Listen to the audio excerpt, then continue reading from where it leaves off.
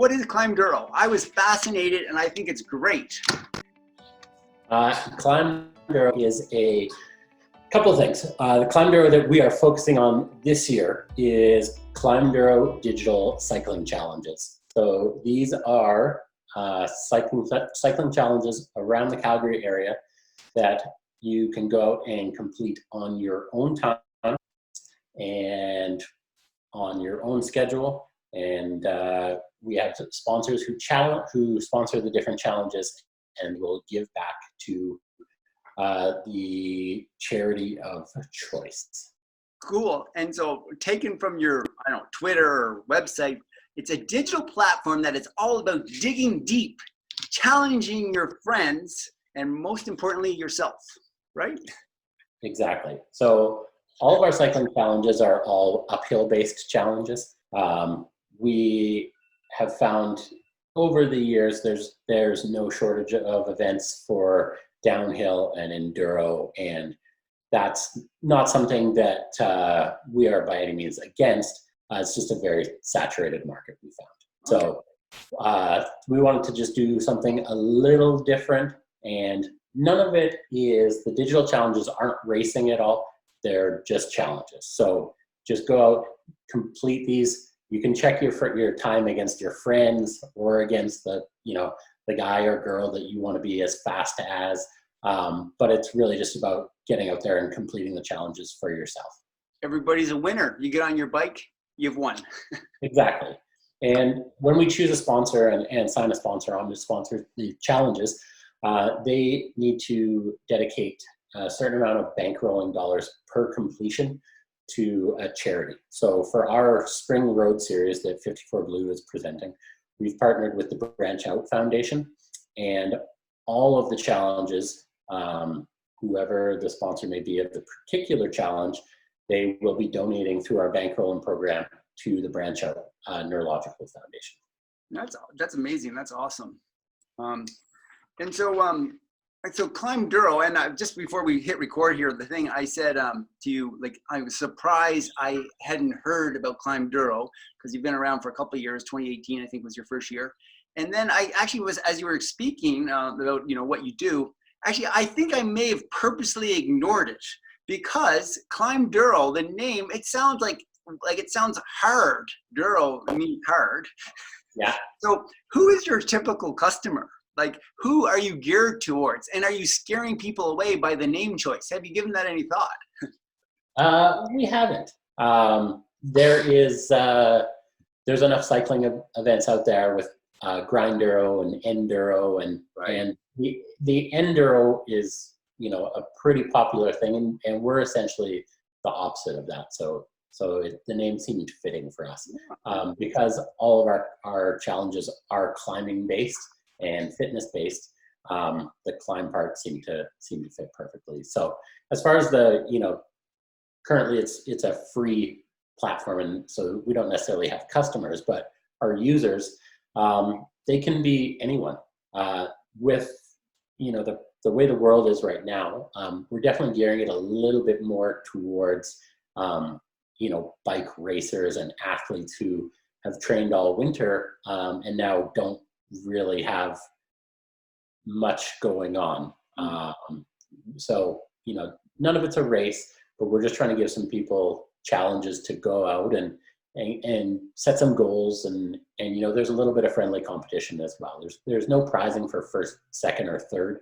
There's prizing for completing it, and then there's the charitable donation as well for completing it. So whether you are the provincial road race champion or you're a commuter and you want to just go tackle this hill and see how much it hurts you or doesn't hurt you, you have a chance at a prize, and you also have just by completing it, you're going to be given back to a charity as well. So that's awesome. It's for everyone is where we want it to be. And so, Mark, I'm kind of curious about again, Climbduro and you and your business partner. So is Climbduro a business, or is it a passion project, or both? And how is it tied to 54 Blue, which, as I was doing some research on you and Climbduro, I found out about this, really cool business of 54 Blue. Tell us a little bit about you and your business partner and what you guys do. Well, 54 Blue is a trade and marketing company. So we work with mostly outdoor-based brands are some of our biggest clients. We work with Oakley Sunglasses and North Face, and we do a lot of work with Red Bull and Burton. So we're fairly well connected in the outdoor world. So, you know, the idea came, it was Jamie's idea, and the idea was to have bike challenges for people that they could still be rewarded with, but it wasn't, you know, you didn't have to dedicate your summer to being at a race every Saturday morning. Mm-hmm. Or, you know, still some sort of friendly competition, but not something that necessarily, you know, dictated your life.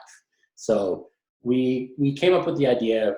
We are both Strava users, and we came up with the idea kind of, you know, using Strava data, and now we do use Strava's database that's how we track all of our times and completions and everything. And then because, you know, we do work with all these brands and our marketing agency, that's how we kind of thought that, you know, it'd be great to have some prizing involved.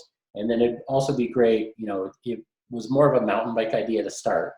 And we'll have mountain bike challenges coming. We had them last year. It's just the road stuff right now while all the trails are drying out. But, you know, we thought it'd be a really good idea to give back to trail associations as well, and tie some brand marketing dollars in with the trail association. So one of the ones we ran last summer was out in West Bragg Creek, and Oakley Sunglasses was sponsoring one of the challenges. And for every time somebody completed the Merlin View climb, they were donating on behalf of that person's bike ride back to West Bragg, and then the person could also win a prize for it. So it's not a race, but, you know, you have hundreds of people out there doing that ride anyways. And now we found a way for somebody to give back to the trail associations, for brands to also interact and you know, spend their marketing dollars in a purposeful way. And also you'll have all the riders having a chance to win some prizes as well. Very nice, very nice. And so what do you think, what do your customers love about your business? And is it just the opportunity getting out, or?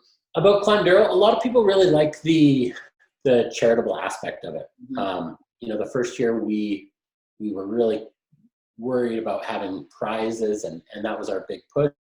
You know, get out there and win a prize and get back, and we found out people actually cared way more about giving back than the prizes, which is pretty neat. So we've shifted things a little bit, and that's definitely a bigger push for us now, is making sure that the charitable aspect of it is great, because there's enough people out there riding their bikes anyways. So let's try and figure out a way to make it a charitable bike ride and have people give back. So I found it like, just as a longtime cyclist in Calgary, I found that your I guess your Granduro, or it's Climbduro event. You have 10 events here around Calgary, it seems like. And they're like, it's like just a great opportunity to actually get out and go somewhere different and you know, hit some of these climbs. Can you tell us about what's exciting about 2020 for your Climbduro and what's happening? For sure. Well, I mean, a big focus of ours always was the Grand Climbduro, which we ran the last 2 years, and that's our single day bike race, which is a pretty neat event. It starts in Bragg Creek and runs up. We've had slightly different courses, but over the years, but ideally it'll end at the top of Moose Mountain. So you have some highway, some paved road, you have some gravel road, and then you have some mountain biking.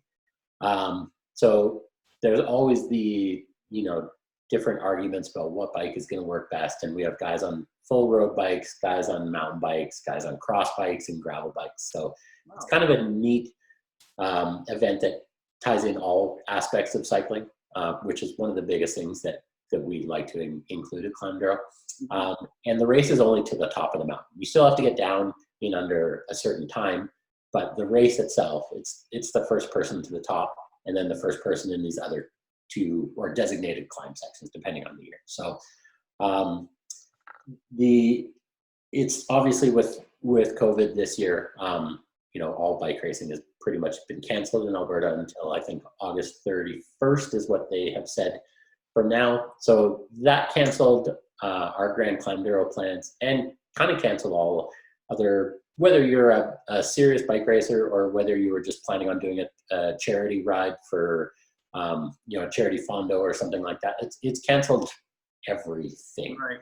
So this is a big year for us to just try and get out there and help a bunch of these charities. We're partnering with the Branch Out Foundation, and they used to run a big one-day tour. I think it was at the end of June around Invermere, and that's obviously been canceled this year. So we're trying to still give them an opportunity to have some bike rides and get some sponsorship dollars and have people out there fundraising and not have COVID right off their entire event. So that's the 10 road challenges we're running right now.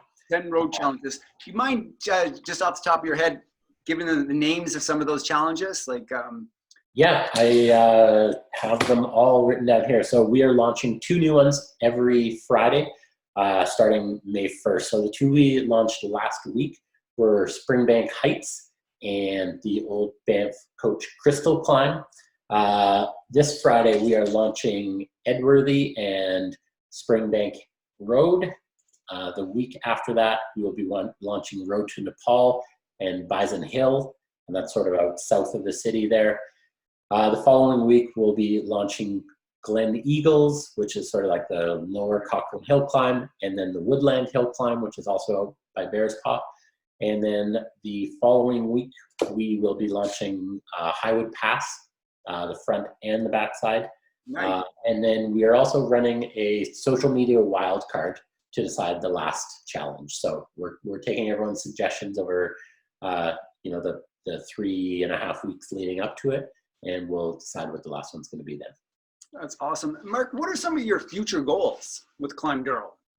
Well, for this year, we are going to be running some mountain bike challenges with Calgary Cycle. We're just in the planning stages of when those will launch and what they will be, but I believe we're going to have 10 mountain bike challenges as well.